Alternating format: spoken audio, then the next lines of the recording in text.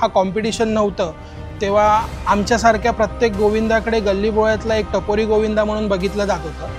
आणि हां ठीक आहे, काय करतायत, खेळतायत, जातायत, हातपाय मोडून याल, हे व्हाल, त्या व्हाल, त्यापेक्षा का जाताय, ह्या सगळ्या प्रश्न उचलले जात होते घरातल्यांकडनं सुद्धा, मित्रमंडळी जे नव्हते खेळत त्यांच्याकडनं सुद्धा आणि बघणाऱ्यांकडनं सुद्धा।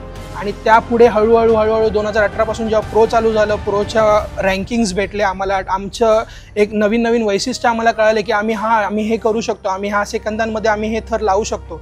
तर त्याच्यानुसार जे आम्हाला प्रोत्साहन भेटलं ते मग आम्हाला आमच्या फॅमिलीकडनं मिळालं, आमच्या मित्रमंडळींकडनं मिळालं, आमच्या एरियात सगळ्यांकडनं मिळालं, सांताक्रूजकरांकडनं मिळालं आणि ऑब्व्हियसली घराचा पाठिंबा तर कायम आता आमच्यासोबत आहे।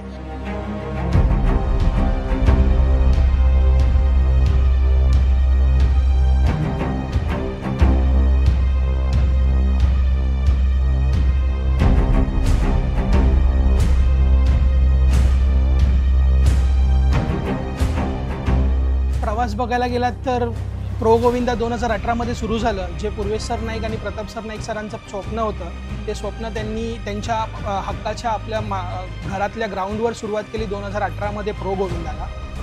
तेव्हा पण 2 वर्ष आपण मातीतच आम्ही प्रो गोविंदा खेळलो आणि त्यानंतर पुढे अजून एक वेगळ्या लेवलला घेऊन जाण्याचं कॉम्पिटिशन जे होतं ते कॉम्पिटिशन त्यांनी आज जिथे आणून ठेवलं ते मॅटवर आणून ठेवलं आहे। मॅटवर आणण्याच्या नंतरसुद्धा ज्या मॅटवर आम्ही खेळतो आहोत त्याला जो येणारा जो ग्रॅमर आहे, त्याला जो येणारा ज्या स्पर्धेचं स्वरूप आहे ते खूपच एक वेगळ्या लेवलला घेऊन ठेवलेलं आहे। त्यामुळे आमच्या सर्व प्लेयर्सला एक खूप अभिमानाची गोष्ट वाटते आणि एक खूप एन्थुसियास्टिक वाटते की आम्ही आज कुठेतरी एक वेगळ्या दर्जावर हा गोविंदा जाऊन दहीहंडी आम्ही आहे ती आम्ही तिथे खेळतो आहोत।